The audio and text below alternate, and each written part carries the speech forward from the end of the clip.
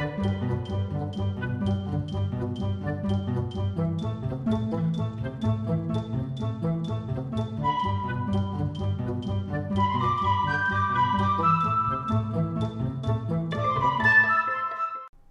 matter what sphere of life you operate in, there will always be people who want to bring you down and bring others down, bring house prices down, bring society down, basically destroy the entirety of all human achievement.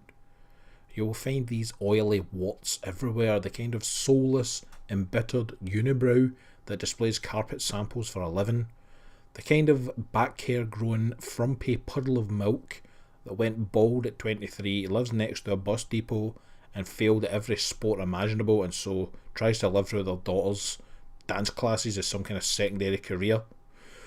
The utter pond life that wear a cardigan over a brown shirt, over a stained white vest, that drive Vauxhall cars, they smell of peanuts and bad feet, and spend all their time at the office party sharing anecdotes about the time they had a bowel blockage during a package holiday to Grimsby. You know the kind of people I'm talking about. I'll start off with an easy one. You've probably seen on Facebook the people who read stories about, say, our amazing advancements in space technology, and their first response is to say something like, "But we can't even look after our own planet," or "We'll just ruin all these other planets," or "Why would aliens want to talk to us? Blah blah blah Trump. Lol, fucking lol." You know the type. These baby penises actively seek out failure in all its forms. Like a poorly dressed, floppy, sexually unexciting weed that ruins all your garden arrangements right around award season.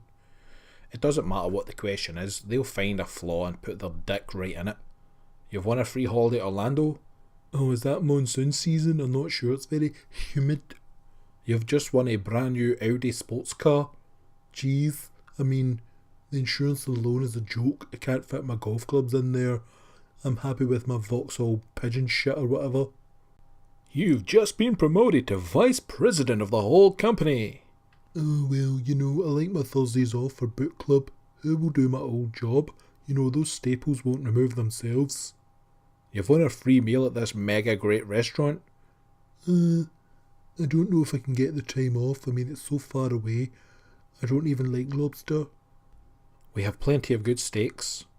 Well, I'm more of a vegetarian. We also have many vegetarian options. Well, actually I'm allergic to carrots, celery, cabbage, pretty much everything beginning with C. Are you looking forward to this great weather this weekend?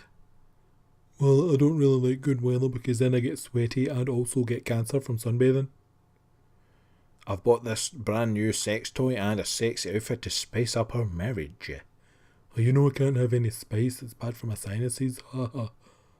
Plus I have that insurance meeting to deal with, then I've got to wash my car, and then match my socks, and so on and so on and so on. It's in every aspect of life. If you watch a superhero film about aliens attacking New York and people with magical powers saving the day, they'll be the person writing that 3-page open letter about how the day-night cycle went too fast in one scene, or how the plot didn't exactly match some stupid comic from 40 years ago, which obviously invalidates this entire $200 million production. Then, some poor suffering family member buys them the actual comic, and they complain about the possibility of paper cuts and how all the ink is smudging on the fingers. These jerkwads are literal human versions of athlete's foot. You could plonk them in a luxury bath, whilst they get pleasured by 2 supermodels or gigolos of their choice, and they'd still find a way to hoover up all the fun, like some kind of succubus, and lock it away in the cabinet next to Dad's whiskey that no one's allowed to drink for some reason. If you have Facebook, and you should, because even Kim What's-His-Face has got it, then you'll have at least one person that moans like an 80s porn star about everything. They'll often do that New Year, New Me type shit in January before literally 5 days later posting a 5,000 word rant about how someone cut them up in traffic and that has caused them to retrospectively overeat for about 10 years. Or there's the classic "I'm done with this" type attention seeking BS, then they'll wait for their fellow bitches to ask "What's up babes?" before getting the response "PM me babes." It's as inevitable as communism's takeover of the earth, probably. You don't hear alligators complaining all the time, do you? No. Maybe you do, I don't know. Are alligators known for complaining? No, that's bull honky. Alligators are like land sharks, i.e. great, so stop your nonsense, argumentative figment of my imagination. If you've ever tried to start a diet or fitness plan, you'll definitely meet a negative type, a putrid boil on all that is decent and just in this world. You can always tell the big muscular guys in the gym aren't the negative ones. It's always the pudgy, balding sweat pocket that's past his prime, whatever decade that was in, that demeans you instantly for trying to improve yourself. They'll be saying, it's too hard to exercise, you'll see. What with all the shoelaces that need to be done, there's too many bright nylon shirts that hurt your eyes. Everybody in the gym is judgmental anyway. I mean, look at that big muscular guy over there with his headphones in, quietly going about his exercise program. How ignorant, not even to introduce himself and share his entire workout program with me right away.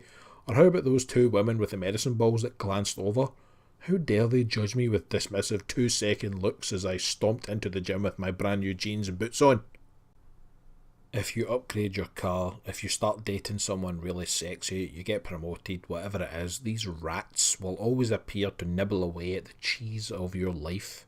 People who wallow in their own vomit and sputum, constantly whining about how God and nature and the elements are all conspiring against them and trying to chain themselves around you.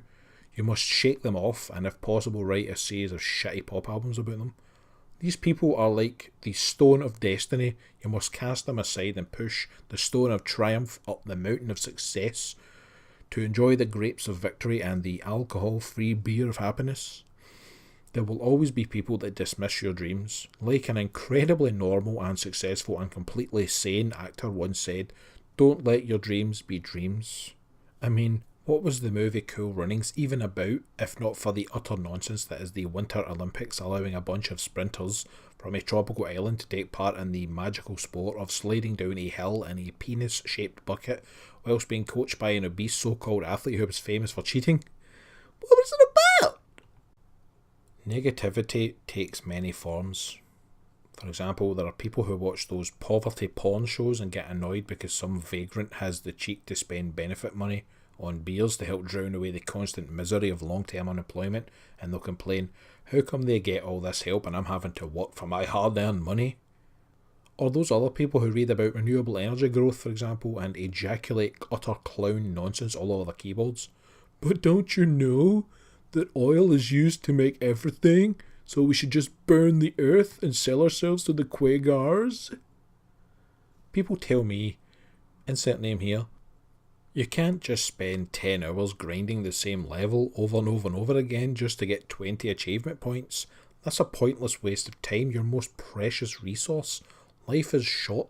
You should be out making love, painting flowers, eating at Subway, stealing Bentleys and such, before your time is at an end and you fall into the maddening abyss of eternal darkness. Know what I mean?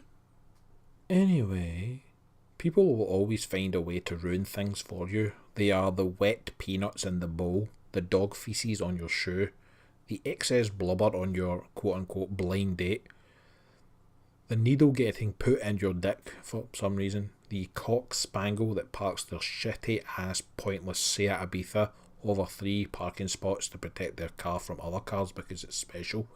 It cost 900 quid, mate. My shoes that I'm not currently wearing and don't own cost more than that.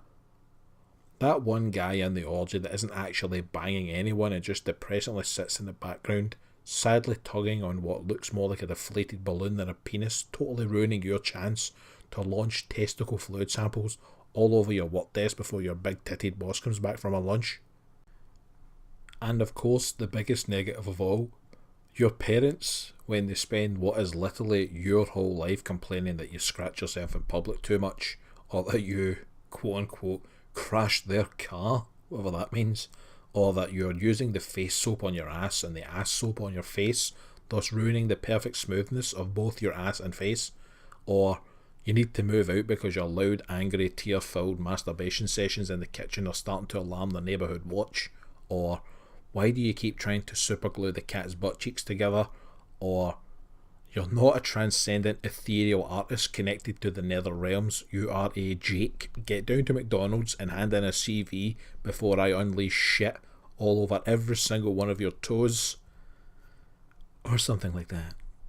If you've been affected by any of the things mentioned in this video, I would suggest that you go play a full round of golf. If you can survive that bullshit, then you can overcome any obstacle in your life. Keep it real.